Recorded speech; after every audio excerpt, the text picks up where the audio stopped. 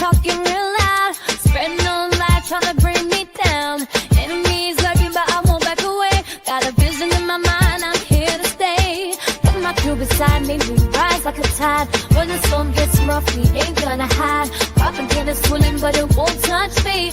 Only love around, that's how it's gonna be. Keep moving forward, never looking back.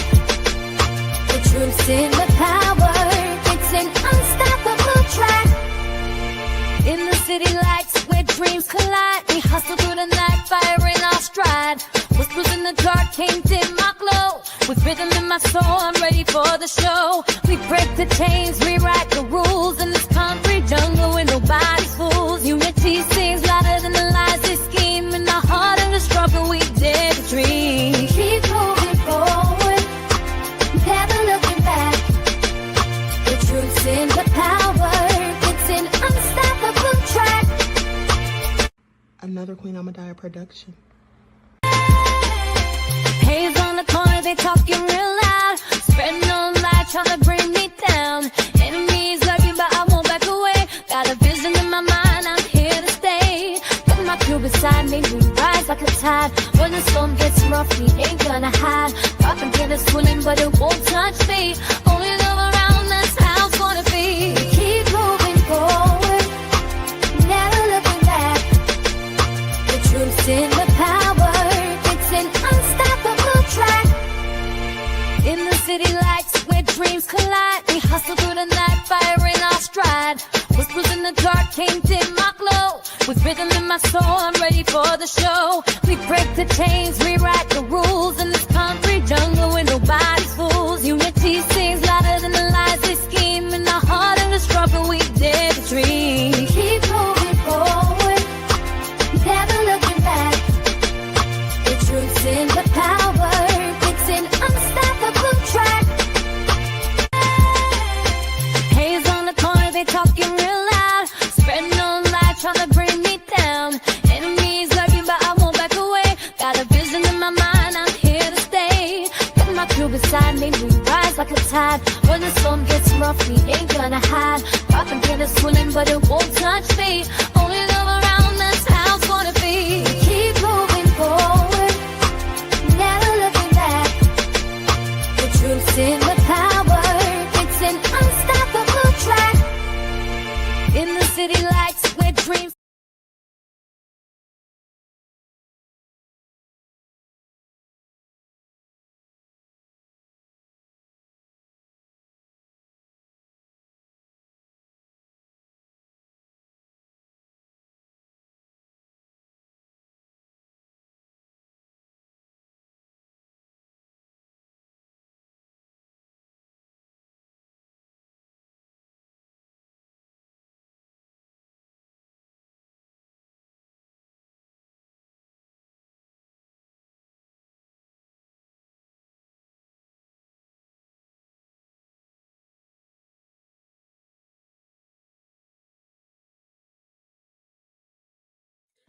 Do not buy 12 Tribes on Earth hair growth oil and hair magic elixir unless you want super healthy, gorgeous hair that grows. They have a whole line of amazing hair growth products, including hair growth leave-in conditioner spray, hair growth shampoo, hair growth spray, and hair growth butter. I'm starting to sense a theme here. They include quality natural ingredients. They smell amazing, and you can see the results for yourself. So if you're looking for healthy hair growth for your natural or relaxed hair, try 12 Tribes on Earth today.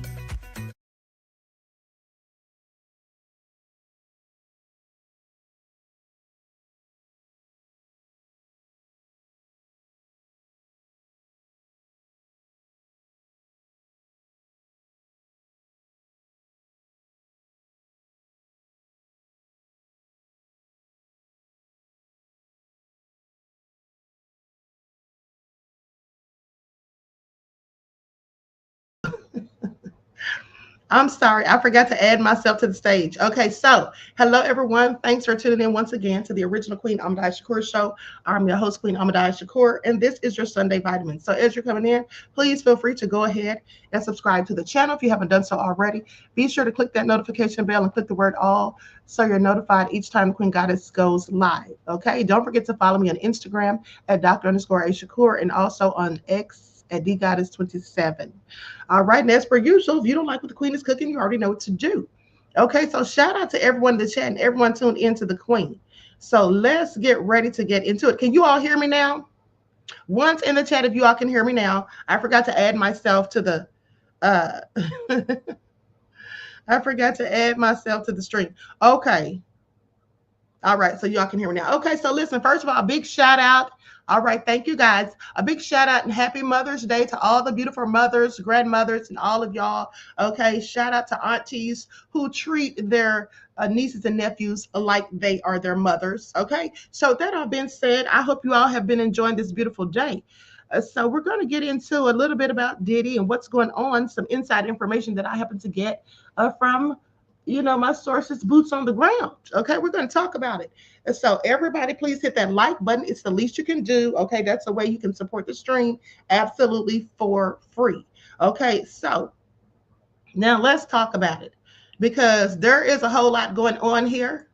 There's a whole lot going on. As we know, it seems like the prosecution is, they've had some setbacks. They can't get a hold to victim 3. We won't know for sure if victim 3 is going to show up until tomorrow, but I'm betting money that's just not going to, because like I told you all the other day, I know someone who knows this person and they told me some things which I already relayed to you.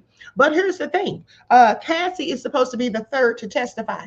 Okay, according to my sources, Cassie is going to be the third to testify. The first person is supposed to be a male S worker.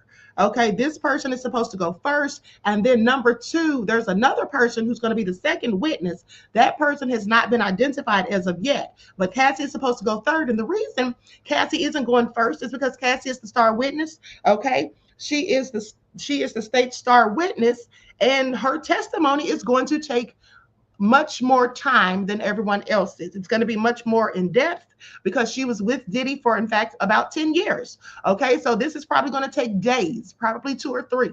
Okay, could take even more. But at the end of the day, Cassie being pregnant and far along in her pregnancy, she's going to be allotted 90-minute breaks, okay, in between during her testimony.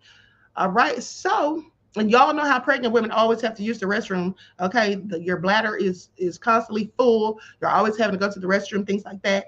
And so now here's the thing. There have been some certain things that the prosecution has been trying to get the judge to not allow the defense to do. And I've spoken to you all about some of those things previously. But now, according to my source, they're saying that they've been told not to ask Cassie anything about her sexual health.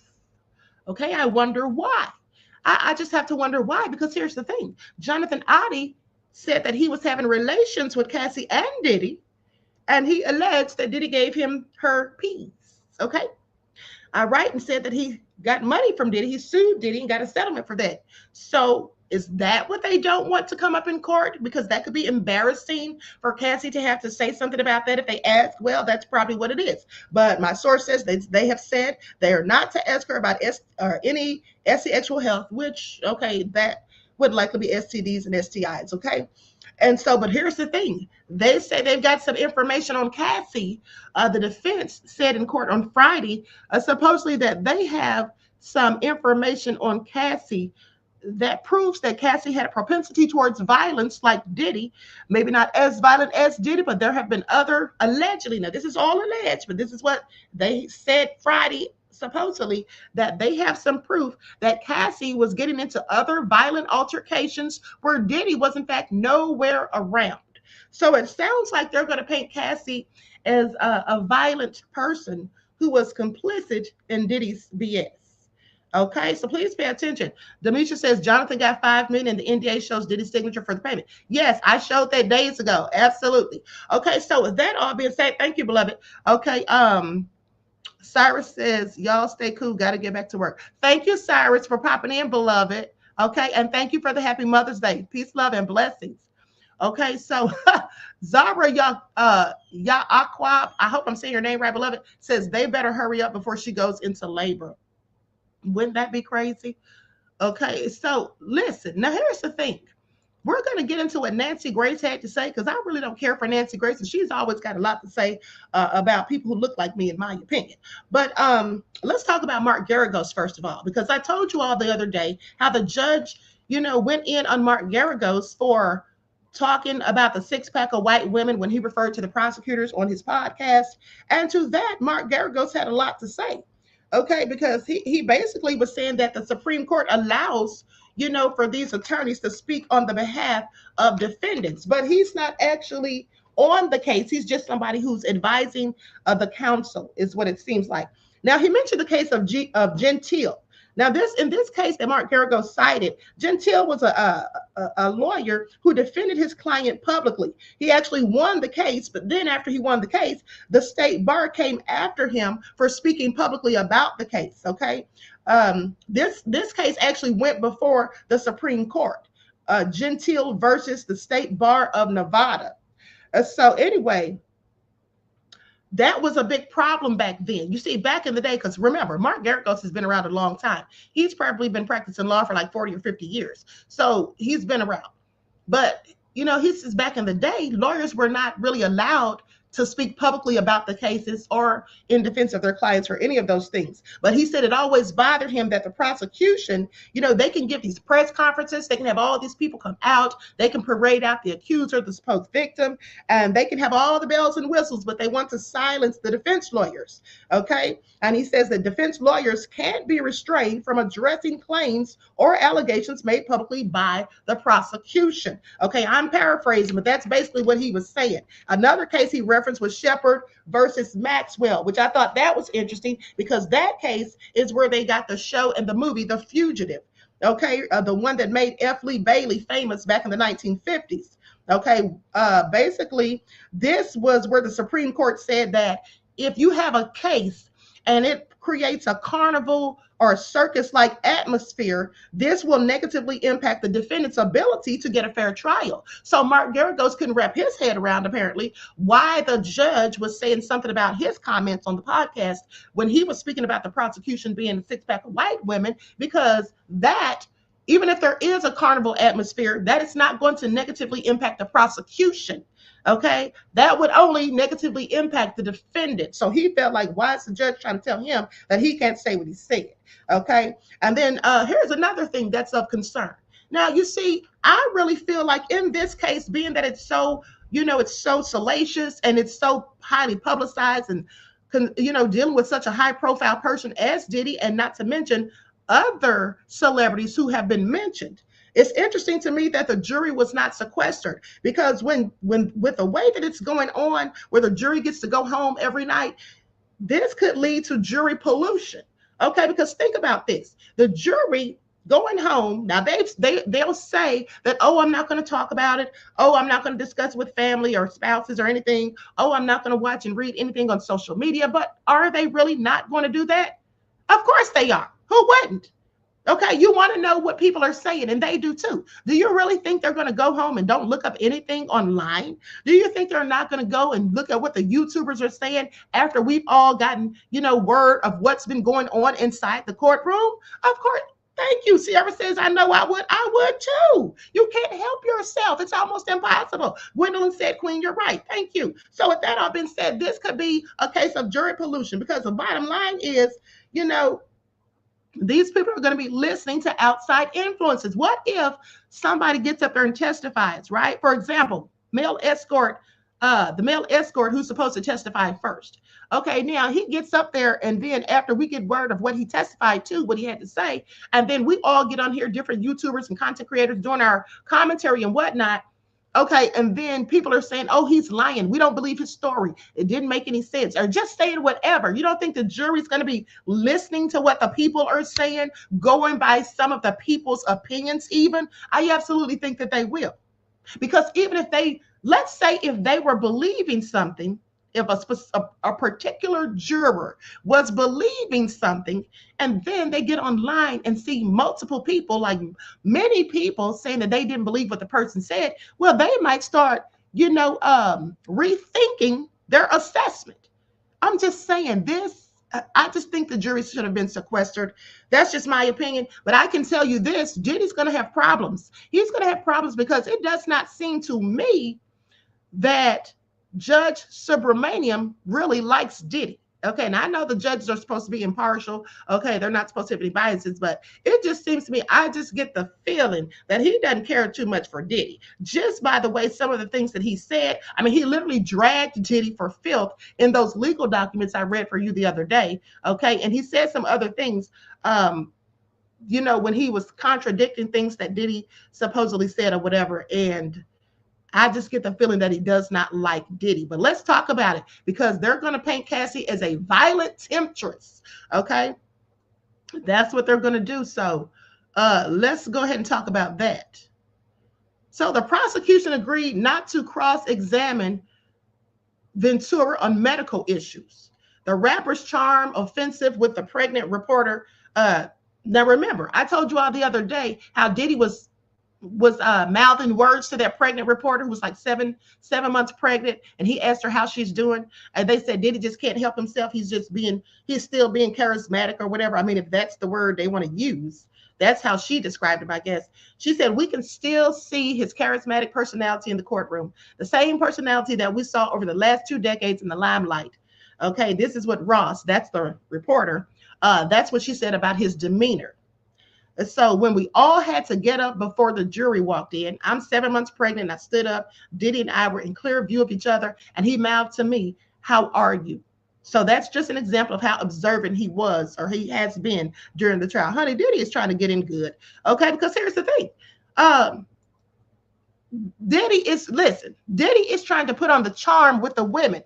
That's what I think. When he nodded at that pregnant reporter and said, "How are you?" Diddy's trying to throw in the charm, okay? Because there was a couple of Black women that walked into the court, a couple of Black female potential jurors, okay? Now, this is what my source told me, and basically said that Diddy nodded his head at them, okay? He was like, nodded his head at them or whatever. Diddy, what are you nodding your head for? I have questions. Lorraine said, this Diddy situation is just like a soap opera. They should call it As the Dildo Turns. As the dildo turns. Oh my goodness. No, stop. Panther Strike says, the last few decades, all I saw was arrogance and suspicion of murder. Gwendolyn said, Diddy is a manipulator. Of course he is. A master when it's that. Okay, please pay attention. So yeah, but so anyway, I find it all interesting because, like I said, Diddy is definitely putting on the charm. Okay, we'll see how that works out for him. But here's the thing. Now, on Friday, Diddy's team painted Cassie as a violent temptress, insisting he couldn't have coerced her into any kind of sexual acts that she didn't find or that she didn't want to commit herself. Now, the mutual abuse between Cassie and Diddy was so bad, it amounted to domestic violence. This is what his lawyer went as far as to say. Now, Mark Agnifilo said that Cassie was a strong, capable individual who does not shy away from confrontations. It's relevant to her nature. And the fact that she's a strong person who's capable of starting these physical confrontations is independently relevant. This is what Agnifilo said, or Agnifilo. I'm trying to say that man's name right, honey, for over a year and a half. I've been calling him Mark Agnifilo. His name is actually Mark. Wait a second. They have him in here as Mark Agnigilio. So I'm not the only one mispronouncing it, but his name is Mark Agnifilo. Okay, so anyway, goes on to say that this is her nature, they say, and they claim this is why it's relevant. Now, Diddy's attorney, Alexandra Shapiro, said that the incidents may become relevant to rebutting the government's argument that she was coerced because she was such a strong person. Shapiro added that the whole dynamic between these two individuals is at the very heart of the case. Well, the judge didn't really accept that. The judge didn't really agree with that. He basically was very skeptical. And he, in fact, said strong people can also be coerced, just like weak people. Okay. And he said that Shapiro's argument is quite frankly a stretch. Okay. Like she's reaching. So the judge also said that he was not seeing the connection between the witnesses' supposed acts of violence and whether she could be coerced. So you see, the judge's tone just makes me think that he's not here for Diddy's BS, okay? Now, Diddy's team fought back, insisting that the relevance there is that we're going to take the position that there was mutual violence in their relationship. Okay, there was hitting on both sides, that kind of behavior on both sides. We're probably going to refer to it as domestic violence. Okay, so their doomed romance will take center stage next week when the trial, or actually this week, when the trial finally gets underway. It was delayed on Friday by the prosecution's failure, okay, to find one of their witnesses, a woman who seems to have gone missing, and that is obviously Gina Hoon, which I told you all that. Now, with the eyes of the world watching, the judge is now concerned that some others may withdraw. So, yeah, this is going to be a whole soap opera, just like you all said, okay? Very messy indeed. Likes up, everyone, please like and share. Okay, so now I want to go, and here's the thing, listen. Now, we talked about Diddy's new attorney, the Black woman, Nicole Westmoreland. Now, some of you may not know this, but see, here's why Diddy picked her specifically. Okay, this is why he specifically picked her. This woman has worked with attorney Brian Steele, okay, and also Bruce Harvey. Anybody from Atlanta, I'm sure you've heard of attorney Bruce Harvey. He's just as hard-nosed as Brian Steele. Both of them don't give a darn about going to jail for contempt if it pertains to defending their client to the fullest of their ability, because Brian Steele was arrested during Young Thug's trial, and then Bruce Harvey also was. Now, Bruce Harvey was partnered up with Nicole Westmoreland. I'm going to go to a clip of Nicole Westmoreland in trial, in court, just so you all can see how she gets down. Okay. So, and remember, she was also a victim of assault herself when she was 19 years old, and she accuses Baby, okay, of having done some things, you know, of having been involved with the assault that happened with her. His name came up. Okay, so now with that all being said, I'm gonna go to a clip of this is just a story. This is a clip of Bruce Harvey and Nicole talking about when Bruce got arrested in the court. Okay, and then I'll go to a clip of her in the courtroom. Likes up, everyone, please like and share. Thank you in advance.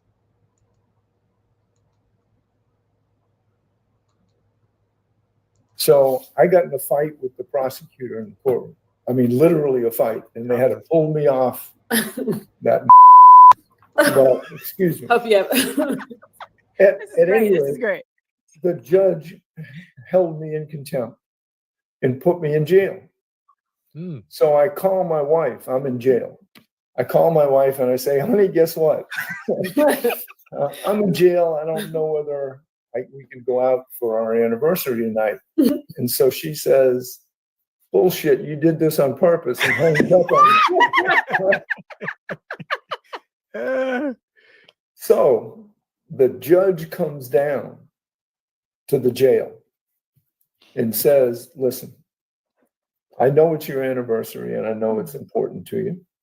I'll tell you what I'll do. If you have someone pick you up here at the jail, I'll let you out tonight for your anniversary if you promise me you'll report back to the jail by 7 o'clock in the morning. So I call my wife again. I said, I got this worked out. You got to get me at the jail. Yeah.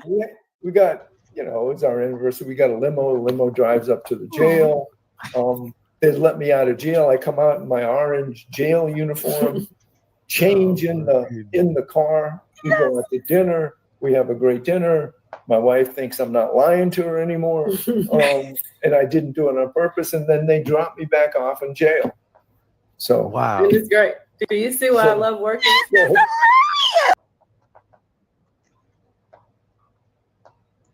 Okay, now was that ghetto or what? Okay, please pay attention. Now, this just came out a few hours ago about the opening statements. This is a report, so let's go to it. Now, it's interesting because he actually got into a fight with the prosecutor.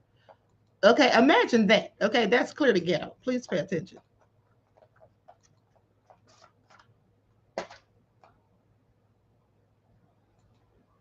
much. It'll be a busy day in federal court in Lower Manhattan. Tomorrow, jury selection will resume in the sex trafficking and racketeering trial of Sean Diddy Combs. Eyewitness News reporter Shantae Lance is live in Lower Manhattan with a preview of what we can expect. Shantae. Tony, good morning. Opening statements are expected to happen here tomorrow. And Diddy's biggest, most public accuser is his ex-girlfriend, Cassie Ventura, and she's expected to take the stand as early as tomorrow. You might remember that surveillance video of that Atlanta hotel hallway when Diddy actually grabbed and kicked her in that room, despite his lawyers trying multiple times.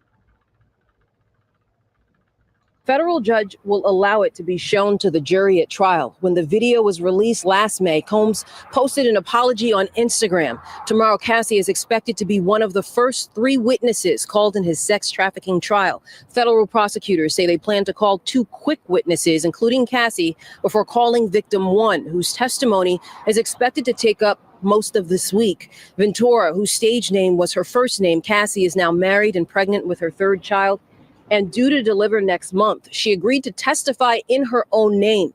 According to the indictment, prosecutors allege the 55-year-old music mogul coerced her into having sex with male prostitutes. Combs' attorneys say the sex was consensual. His defense team also saying they plan to argue that Cassie was violent towards him during their relationship, which lasted over a decade from 2007 to 2018. Combs has pleaded not guilty to sex trafficking, racketeering, conspiracy, and transportation to engage in prostitution. If convicted on all charges, Sean Diddy Combs could spend the rest of his life in prison. Live in Lower Manhattan, outside of federal court, Shantae Lance, Channel 7, Eyewitness News.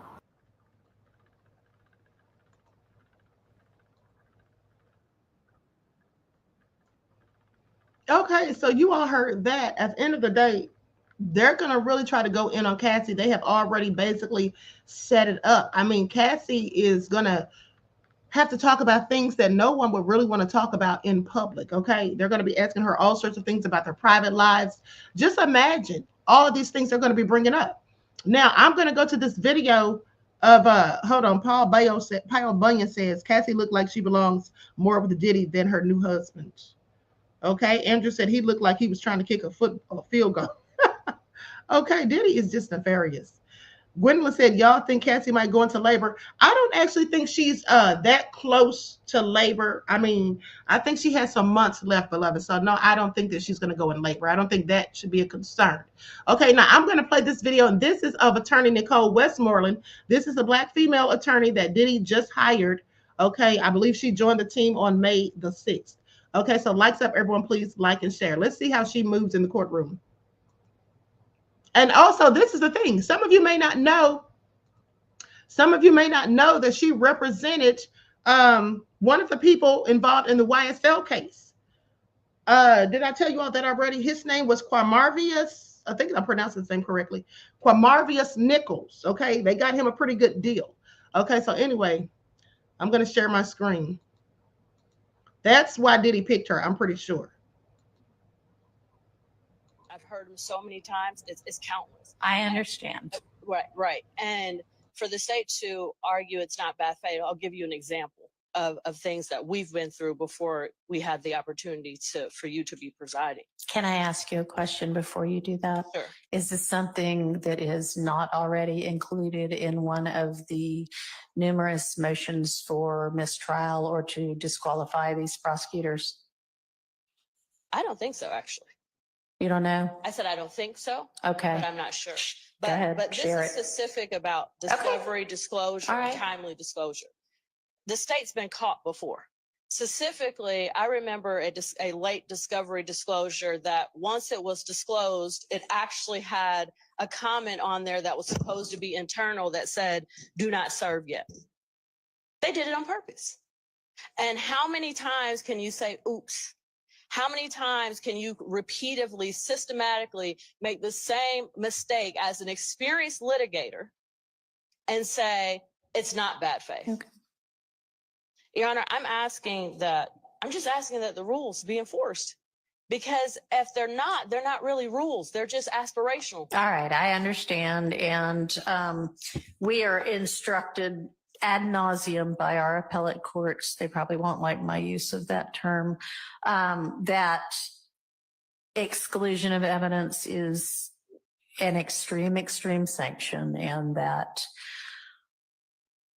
prior to a trial court instituting that as a sanction, the solutions that need to be thought about include a continuance, which is not going to happen here because we've been on a continuance for a while here anyway. A continuance here, it's, no, they cannot bring it up next week. It needs to be way far down the road, which they are representing that it's going to be anyway. So it'll give y'all time to look into whatever it is. And I understand what you're saying, and I hear you. And the answer to how many times can it happen? Maybe 0 more times. Okay. Not trying to keep us from moving on, but related to this, Yes. my understanding, I'm sitting way back here. My understanding is the state admitted some court exhibits to include the affidavit and the search warrant for Mr. Boyer's phone records. Is that correct? Yes. Could the state, we still.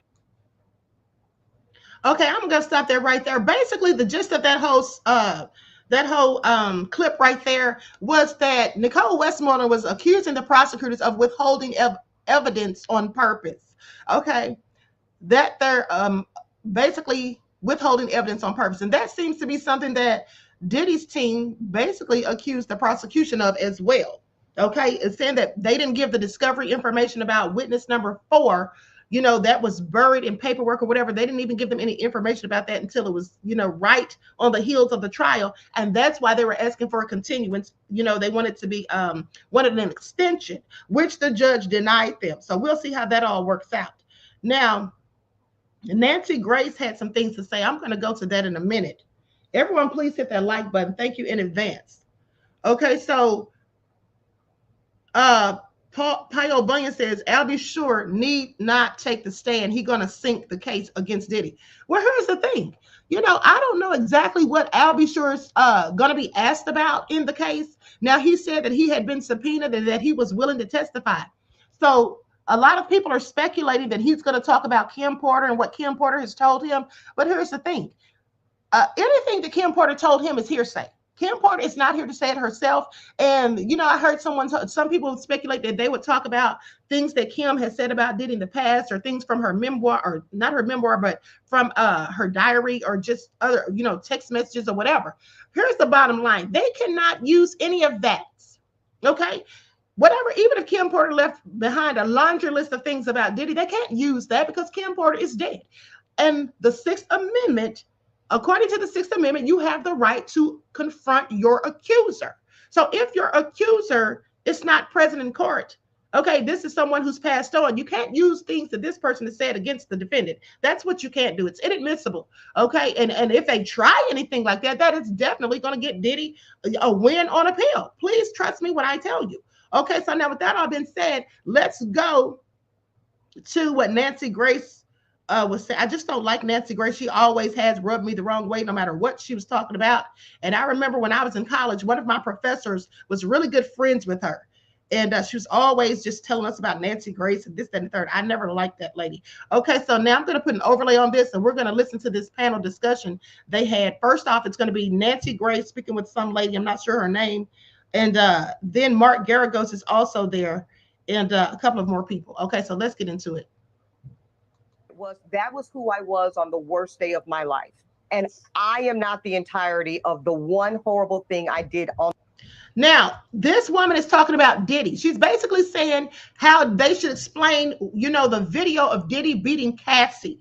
Okay, that's the worst day of his life, but that's not him all the time or whatever. So this is what she's explaining.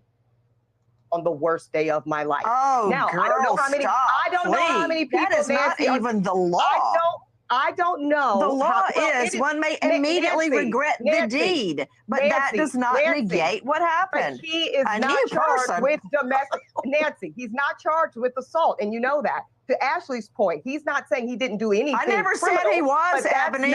I'm telling you, if he gets in front of that jury and says that was me then and this is me now, Good luck. I'm not saying that everybody's going to buy it, Nancy, but what I am saying is it's a viable argument that says I am not necessarily guilty of the elements of conspiracy and racketeering simply because there may be this video showing me as a domestic Well, that's abuser. a different thing than what you You know what my started with. favorite thing No, is? that's what And I I'm was my gonna favorite point thing out, is having when helped try and prepare racketeering cases, that both of you are right. Ebony and Ashley are both right. That video does not prove racketeering. Right. But And it my does favorite prove thing- she was the getting favorite thing, dragged back Nancy- into that hotel room for a Right. freak off. And she was I trying to love get cases. away. Well, hold That on, was hold not on, consensual hold sex, on, hold on. Garagos. Garagos, Nobody was Garagos, swinging. that's not what the defense is going to argue. They're not going to say it was over a freak off, right? Yeah, I mean, the public filings dispute that. So I get that if that was the case, Nancy would have a point, but we haven't seen the evidence. So you got to wait and see the evidence, because Well, if it's clearly the consensual, defense Garagos, is not why is he saying that. dragging her back by her collar? No, you just, Okay. I Hello? just, Guys, what you guys, just take it said from me. I'm was your perfect for juror. a freak off. You said I- for a freak off.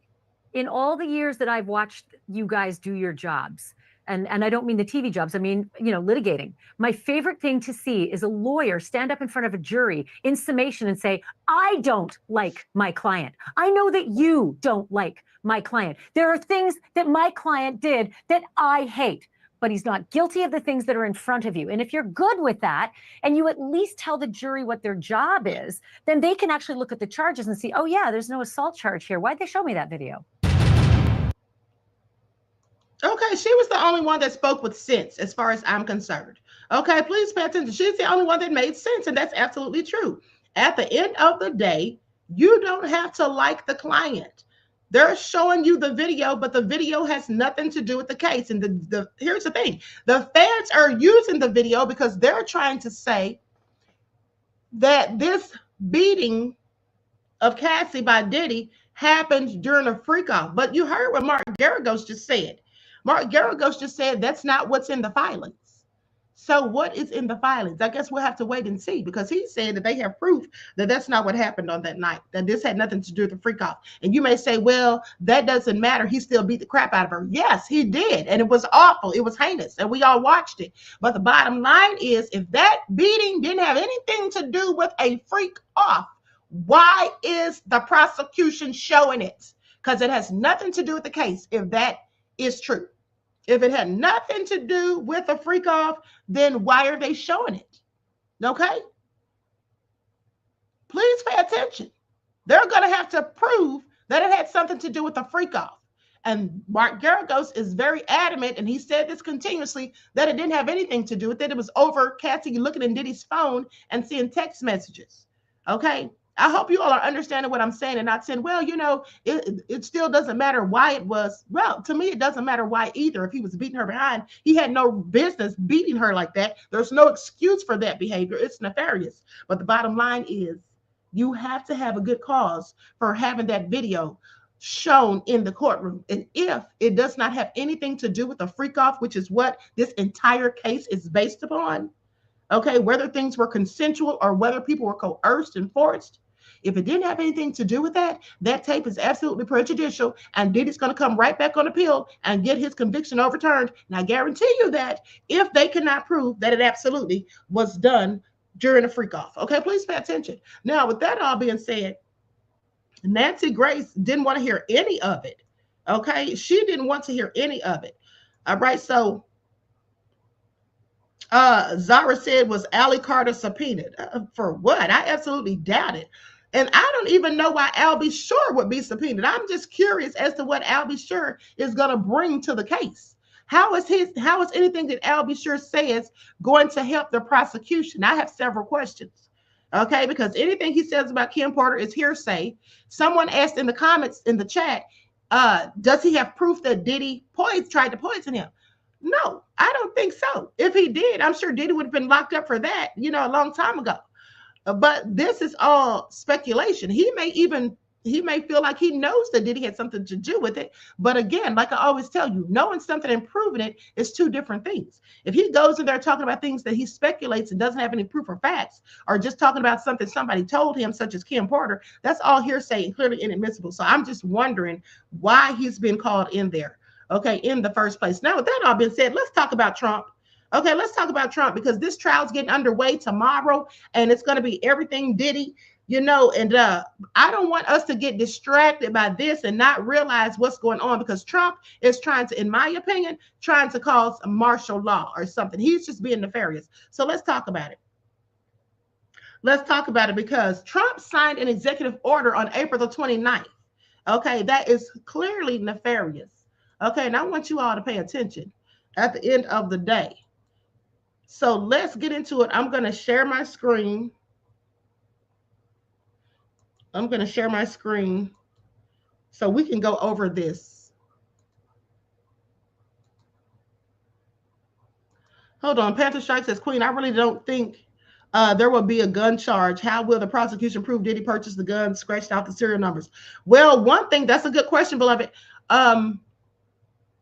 They may go by what Rodney Jones alleged in his lawsuit, that Diddy had guns, illegal guns, and things like that. I don't know. But the interesting thing is Rodney Jones isn't testifying in the case. Okay. He's not testifying in the case. So I don't know. That's a good question. We'll see how it all turns out. I guess we have to stay tuned. Now let's see about this executive order that Trump, okay, signed on April the 29th. So I'm going to go over this. Strengthening and unleashing America's law enforcement to pursue criminals and protect innocent citizens. Okay, are y'all hearing that? Now, purpose and policy. Okay, safe communities rely on the backbone and heroism of a tough and well-equipped police force. My administration is steadfastly committed to empowering state and local law enforcement to firmly police dangerous criminal behavior and protect innocent citizens. Now, I want you all to pay attention because Donald Trump came out and said that it was Black folk who, in fact, wanted to have the police in our neighborhoods. Okay, he said that we wanted the police in our neighborhoods because basically, hold on, let me pull up the clip of him saying that. He said that we've been telling him we need help and we're so, you know, so much crime in our neighborhoods and that basically we need him to help because we can't even walk across the street and buy a loaf of bread without gunshots being fired. This is what he said. Okay, please pay attention. Okay, so I'm going to play this clip. Let you all hear him sitting up here telling this lie because I know ain't no Black person in the right mind went and told Trump any such thing. When the hell have you ever known Black people to want the nefarious police, okay, in our neighborhoods? Okay, please make it all make sense. Hold on, I'm trying to go to the timestamp.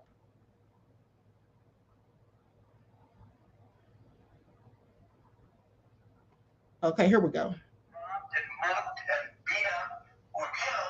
Because we want to walk across the street to buy a loaf of bread. They want it so badly. And the fake ministers that talk about it. But the Black population wants law enforcement more than any other population. So Black Americans don't have Now, this is a Black woman responding to what he said. Hold on. School shootings.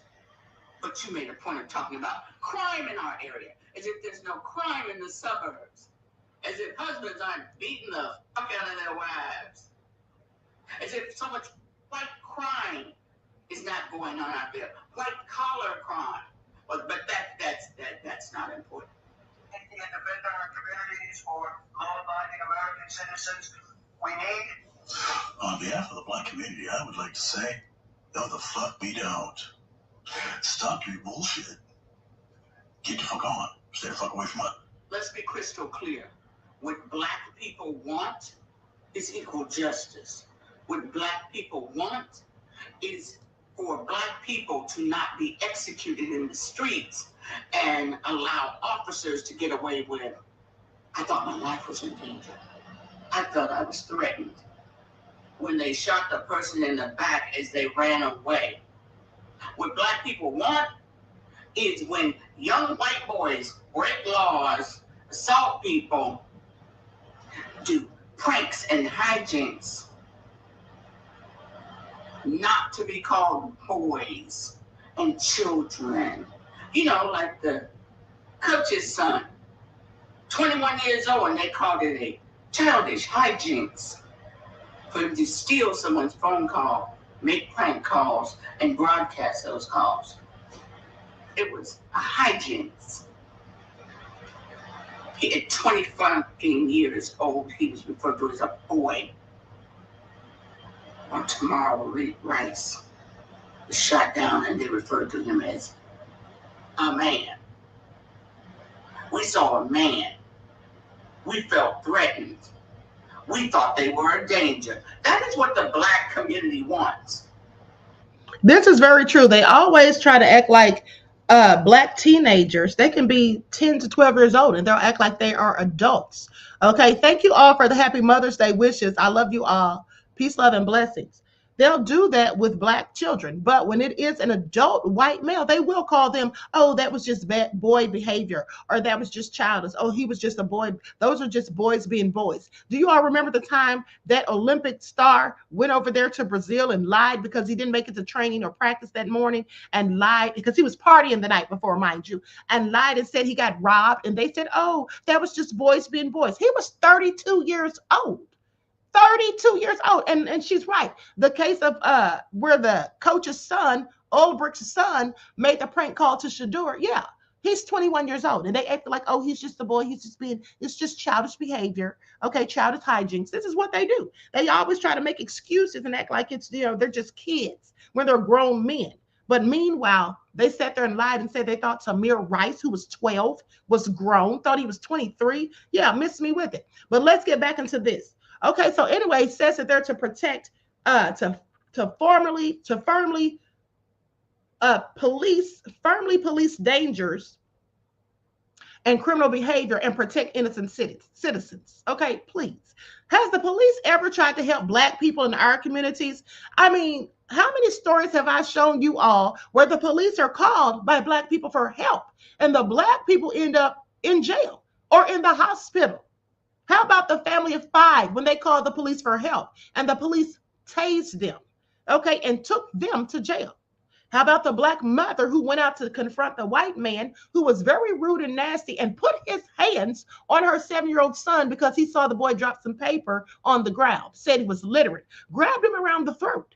When the mother comes out and confronts him about it and she calls the police, the white police officer gets there and ends up arresting the mother and her 15-year-old daughter. Didn't arrest this man for putting hands on her child. And you know what he told her? When she said, he doesn't have any business saying anything to my child, let alone putting his hands on him, the officer said, well, maybe you ought to teach your child not to litter. What? But these are the people we want in our neighborhoods? Yeah, I don't think so, Trump. Okay, Trump is just a liar who lies. Now, goes on to say, when local leaders demonize law enforcement and impose legal and political handcuffs that make aggressively enforcing the law impossible, crime thrives and innocent citizens and small businesses owners suffer. My administration will therefore establish best practices at the state and local level for cities to unleash. I want you all to pay attention to the use of the wording, okay? And that's even in the name of this executive order, unleashing, okay?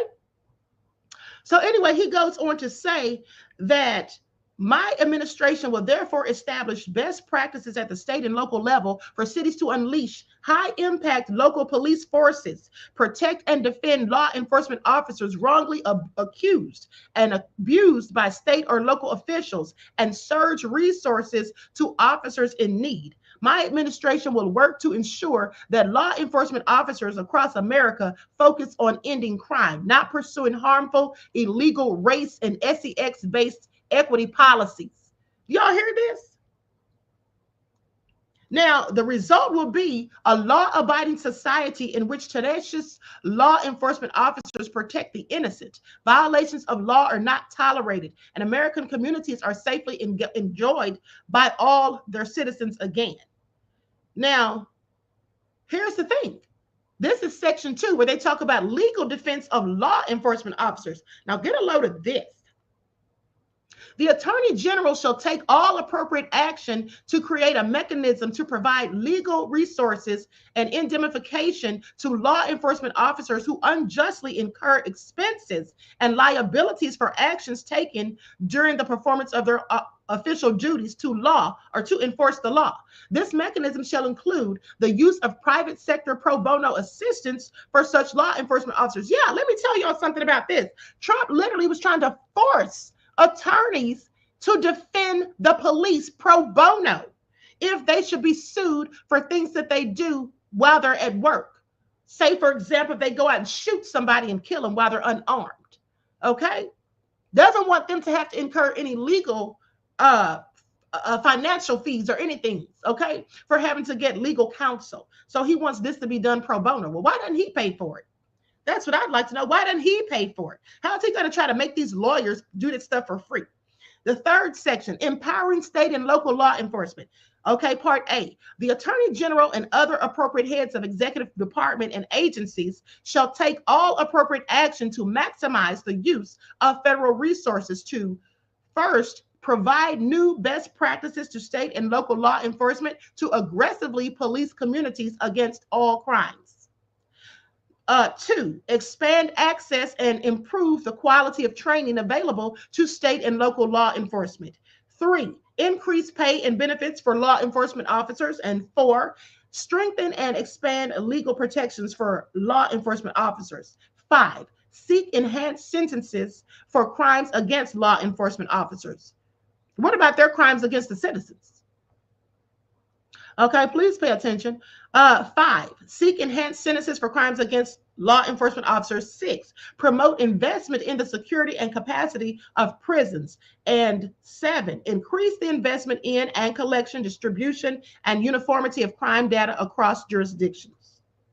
Okay, B, within 60 days of the date of this order, the Attorney General shall review all ongoing federal consent decrees, out-of-court agreements, and post-judgment orders to which a state or local law enforcement agency is a party and modify, rescind, or move to conclude such measures that unduly impede the performance of law enforcement functions. Now, Section 4, using national security assets for law and order. Within 90 days of the date of this order, the Attorney General and the Secretary of Defense, in consultation with the Secretary of Homeland Security and the heads of agencies as appropriate, shall increase the provision of excess military and national security assets in local jurisdictions to assist state and local law enforcement. What does that mean? I'm so glad you asked. So within 90 days, they're going to be giving the police all sorts of military equipment, okay? They're going to give them excess military and national security assets, all right, to assist them in their law enforcement duties. Why do they need militarized materials or equipment? Why do they need that? I have several questions. Okay, things like rocket launchers and whatnot. Now, within 90 days of this order, the date of this order, the Secretary of Defense, in coordination with the Attorney General, shall determine how military and national security assets, training, non-lethal capabilities, and personnel can most effectively be utilized to prevent crime. Section 5, holding state and local officials accountable. The Attorney General shall pursue all necessary legal remedies and enforcement measures to enforce the rights of Americans impacted by crime and shall prioritize prosecution of any applicable violations of federal criminal law with respect to state and local jurisdictions whose officials A, willfully and unlawfully direct the obstruction of criminal law, including by directly and unlawfully prohibiting, listen to this, law enforcement officers from carrying out duties necessary for public safety and enforcement, or B, unlawfully engage in discrimination of civil rights violations under the guise of diversity, equity, and inclusion initiatives that restrict law enforcement activity or endanger citizens. So basically, if any of these judges try to stop the police from conducting their duties, if they say that what they're doing is unconstitutional and what Trump has ordered them to do is unconstitutional and they try to prevent it, he will have the lawyers and the judges locked up. That's what he's saying. Anybody who tries to go against what he has ordered in this executive order will be locked up. Okay? I hope y'all got that. And I want you to pay attention because I told you all this was coming. I told you all this was coming. And I also told you all about him trying to get rid of black people. Okay, do you all know that it has been said that Trump and Marco Rubio have been discussing with Rwanda, have been discussing sending African Americans over there? Did you all know that? Did you all know that Trump allegedly and Mark Rubio have been in talks with Rwanda and another African country, which I can't remember which, about supposedly sending African Americans over there? But y'all sitting up here talking about, Queen, why are you worried about the immigrants? They don't have nothing to do with us. And I'm sitting here telling you, yeah, well, if they can send immigrants who are here legally, just ship them out of here. You don't think they'll try to do it to us next? They were just testing the waters. They were just seeing how far they could go. And now that they were able to do it and nobody's done anything to stop them, they've been in contempt of the judges. They don't care what the judges have said. They're doing whatever the hell they want. And now they're talking about us. And let us not forget that we heard Trump on the hot mic when he was talking to Bukele, okay, the president of El Salvador. We heard him talking about next he's going to be sending American prisoners over there. Y'all heard him say it. I played you the audio. Okay, so looks like y'all going to have to learn the hard way, some of you. Now, with that all being said, 6, the use of Homeland Security task forces. The Attorney General and Homeland Security shall utilize the Homeland Security task forces known as HSTFS, okay, which is formed in accordance with Executive Order 14159 on January the 20th of 2025, protecting the American people against invasion, to coordinate and advance the objectives of this order. Now we're almost done. Then it says section 7, general provisions. A, nothing in this order shall be construed to impair or otherwise affect, number 1, the authority granted by law to an executive department or agency or the head thereof, or 2, the functions of the director of the Office of Management and Budget relating to budgetary, administrative, or legislative proposals. B, this order shall be implemented consistent with applicable law and subject to the availability of appropriations. And C, this order is not intended to and does not create any right or benefit, substantive or procedural, enforceable at law or in equity by any party against the United States, its departments, agencies, or entities, its officers, employees, or agents, or any other person. Okay, and as you can see, this is signed by Donald Trump, y'all's president. Please pay attention, with his nefarious self. So, like I told you all, now Diddy's trial is going on and it's all salacious. But don't forget what Trump's doing. Don't get caught off guard, because guess what?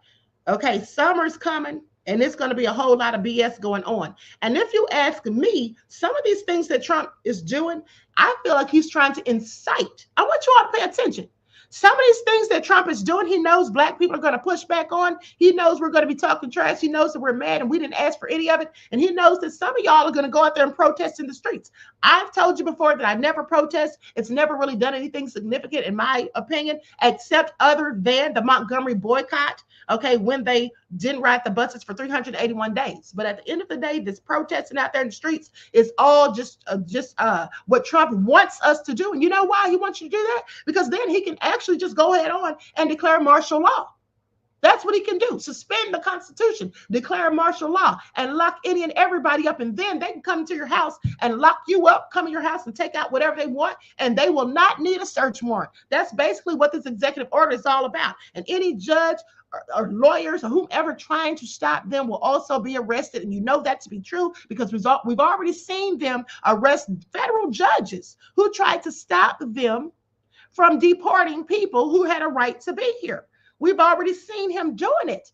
Okay, Trump is off the hinges and everybody is afraid of him. Nobody's pushing back. None of these other politicians are doing a darn thing because they all seem like they're scared of this man.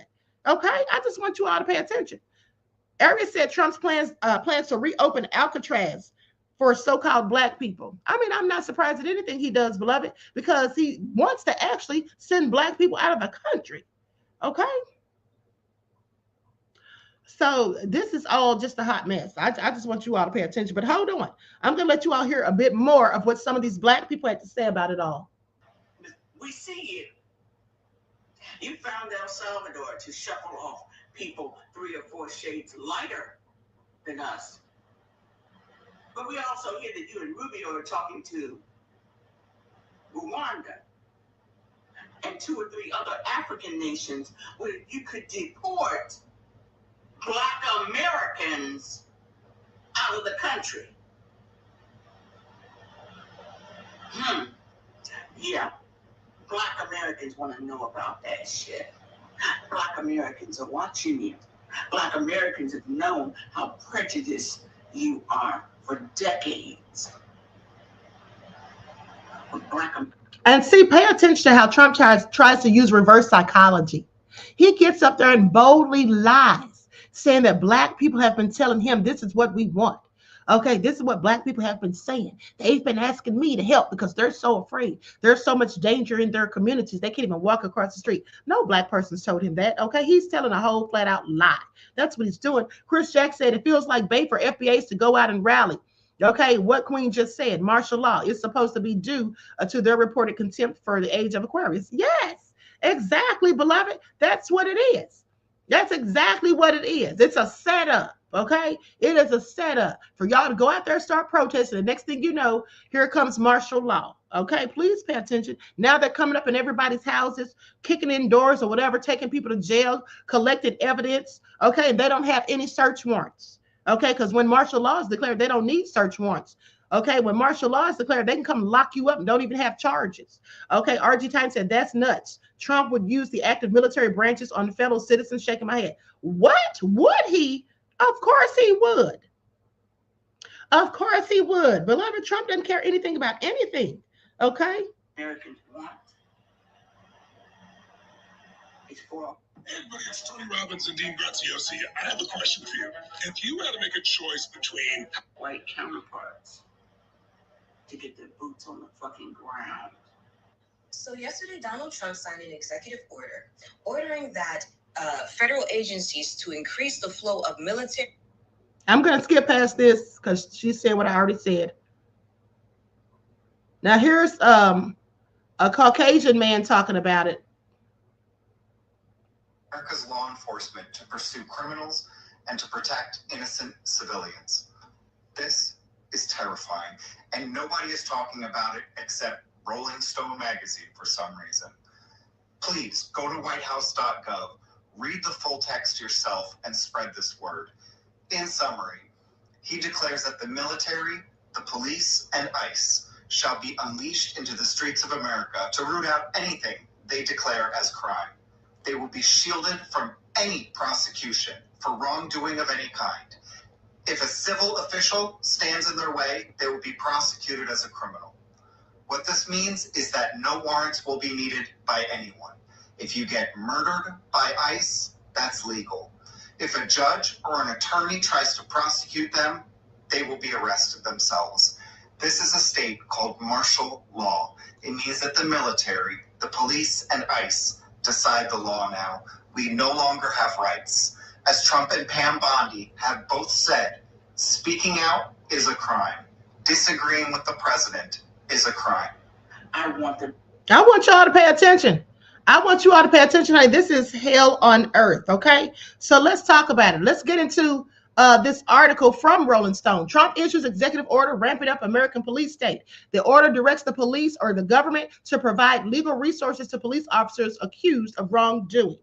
Okay, Donald Trump's final weeks in his 2024 re-election campaign, he fantasized about one really violent day, okay, of policing as an answer to eradicating crime in America. Speaking to supporters gathered at the Bayfront Convention Center in Erie, Pennsylvania in late September, Trump mused, saying one rough hour, and I mean real rough, the word would get out and it would end immediately. You know, this is what he says. Now, on Monday, as he prepared to celebrate his 100th day back in the White House, President Trump signed an executive order ramping up his efforts to embolden law enforcement across the country and shield them from accountability. The president instructed his administration to unleash high-impact local police forces, protect and defend law enforcement officers wrongly accused and abused by state or local officials, and surge resources to officers in need. Trump directed Attorney General Pam Bondi to launch a program providing free legal resources to police officials or police officers accused of wrongdoing, while also ordering his administration to increase the supply of excess military and national security assets. Now, in one paragraph of the order, the Attorney General and associated agencies are instructed to maximize the use of federal resources to support state and local law enforcement training, as well as increase pay for officers, enhance sentences for crimes against law enforcement, and invest in the security and capacity of prisons. Now, the signed order also encourages the prosecution of state and local officials for unruly prohibiting law enforcement officers from carrying out duties. And it calls on the Department of Justice to prosecute state and local officials who promote diversity, equity, and inclusion initiatives that supposedly restrict law enforcement activity or endanger citizens. Now, on the grounds that diversity-related measures constitute discrimination or civil rights violations. I mean, that's interesting. He's talking about civil rights violations when that's exactly what he's doing with these executive orders. Now, the directive was issued alongside a separate executive order calling on the Attorney General to identify and punish so-called sanctuary cities that obstruct the enforcement of federal immigration laws. Trump's latest executive orders follow the president's documented history of promoting police violence. During his first term as president, Trump reportedly floated the idea of conducting mass executions and having U.S. police units kill scores of suspected drug dealers and criminals in urban areas. Okay, y'all heard that? During his 2024 campaign, Trump repeatedly voiced his dreams of being a dictator on day one and spoke frequently about giving police immunity from prosecution in his push to carry out the largest mass deportation regime in U.S. history. Okay, he was just doing everything that he could. Now, just over 3 months into his second term, the president's purge of the federal government, removal of U.S. citizens from the country, clashes between his administration and the judicial powers, and escalating moves to expand his power have thrown the country into a moral and constitutional crisis. Okay, I just want y'all to pay attention. So Trump is basically planning to make the cops even more violent. Okay. He's planning to make them even more violent.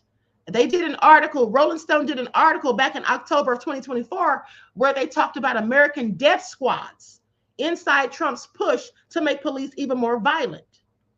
Okay? Death squads. That's what they called it. And that's likely exactly what they'll be. Can you imagine the police out here being unchecked? I mean, they already have qualified immunity. Okay, they already have that, but Trump wants to give them even more power, and that anyone who dares to go against them, judges or lawyers, they'll be the ones charged and arrested. You see how that goes? What gives these officers any incentive to do the right thing when many of them already do the wrong thing? Many of them already engage in corrupt acts. Many of them already engage in excessive uses of force when there is no need to, against people who are not even armed, and then lie and say they fear for their lives. Okay, there's been talk about Derek Chauvin being pardoned. Okay, are y'all hearing the BS? Christopher said they're just a street gang. Yes, of course they are. Absolutely. The police are absolutely a gang. Okay? But they're worse, because this is a gang that has badges. Okay, and they work under the guise of upholding the law, when really they operate as though they're above the law. And Trump is giving them even more power to do so. Okay, so please pay attention. And it's going to be a long, hot summer. It's going to be a hot mess. And do you all remember that purge? What purge was that with the black folk? Because that's what this is reminding me of. Which purge was that? Hold on. Y'all know what I'm talking about. Someone help me out in the chat.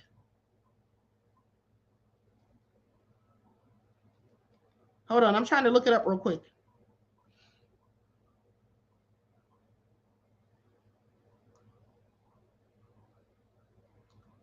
Okay, let me see here. The first one, yeah, it was the first one. Wow. Yeah, it says the Purge franchise often explores themes of racial and class inequality. The first Purge depicts a Black neighborhood being targeted for the Purge experiment. And then additionally, the Purge Anarchy features a character who sees the Purge as a government tactic to eradicate minorities. No, that's the one. I'm not talking about the first one. That's the one I'm talking about. It reminds me of the Purge Anarchy, the one where the government used these tactics to eradicate minorities. Do y'all see? Because they always show you stuff subliminally in movies and programs and stuff like that before they do it. And that's the one I'm talking about. And that's what it's about to be, complete, utter anarchy. Okay? Please pay attention. Please pay attention. Okay, the first one was nefarious, but that Purge Anarchy, that's the one that specifically talked about the government using these tactics to get rid of minorities. And that's what's going on right here as far as I'm concerned. Okay, so I'm telling y'all, honey, Trump is the devil. And then the nerve of him to sit here and act like he's trying to do us a favor. Oh, I love the Black community. And they've been coming to me. Nobody came to him. He doesn't give a damn about the Black community. He wants Black people out of here. You see, Trump wants this whole country to be nothing but people who look like him. Okay, he has such a problem with immigrants who are Black or brown, but he doesn't have any problem with immigrants who look like him. Remember that time he was talking about people from Sweden and Norway coming here and all of that? Okay, aren't they immigrants too? Okay, but those are the right kind as far as he's concerned. Okay, so please pay attention. At the end of the day, this is nefarious. And it's really interesting that most people haven't even bothered to read that executive order. Nobody's really been talking about it. Okay, but this was signed April the 29th. Okay, Selmo says they want to incite fear and then chaos. Exactly. This is what they love to do. Okay, this is what they love to do. So anyway, with that all been said, I'll keep you all updated on this. I'm going to conclude this broadcast. I want to thank you all for tuning in. Don't forget to tune in the morning, bright and early, because we're about to be going in on Diddy. We've got to see how this all unravels. And by the way, they have not finished the jury selection as of yet. They're hopefully going to get it done Monday morning, tomorrow morning, and then they'll follow up with the opening statements from the prosecution and the defense. Now, I'm going to tell you, when they present the opening statements, that's pretty much going to give me an idea of how the strength is on either side, just in my opinion.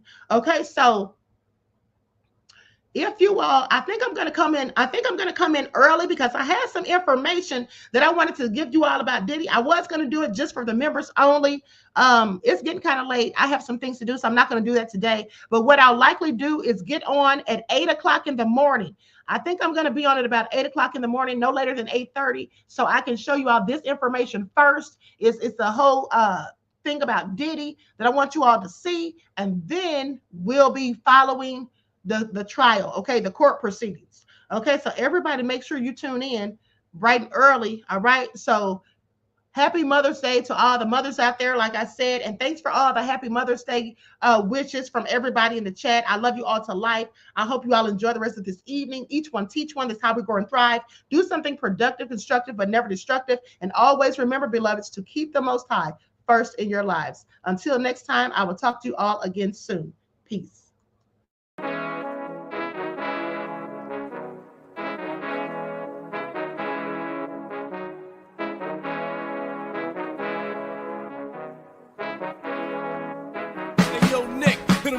Gold all in my skin, God all in my blood, kings all in my circle. You touch one of mine and you're done. They show no love for the queen. Why you hating on me? Is it cause I'm free and I got Malcolm X in my jeans? I got dreams like King Luther, shed blood like Kunta. You ain't helping my people, I ain't got nothing to say to ya. I want all the smoke like hookah. Talking reparations, America won't be great until they give us compensation. I'm like, I'm the hottest right now. That's See right. A bunch of lames out here trying to jock on my style. They be doing too much. I'm the queen, it's too easy. It's like they all at Popeyes, how they be talking so greasy. I just sit back and laugh while these haters get madder. So nefarious how they don't want my pockets with cheddar. I tell them they can do better. These snakes in the grass can leave a bite on your ass, cause y'all be trusting too fast. I got my foot on the gas, other one on they necks. Dropping receipts on haters, you better show some respect. I'm never facing regrets, we only facing the threats. Running through every challenge like a relay, break no sweat. It's a cold game, so I got that blanket with me. Now that my people awaken, ain't no going to sleep. I do not play by my piece. This time I'm playing for keeps. You talking slick, but when I see you like them ends, we gon' meet. And I got gold all in my skin, God all in my blood, kings all in my circle. You touch one of mine and you done. They show no love for the queen. Why they hating on me? Is it cause I'm free and I got Malcolm X in my jeans and I got gold all in my skin, God all in my blood, kings all in my circle. You touch one of mine and you done. They show no love for the queen. Why they hating on me?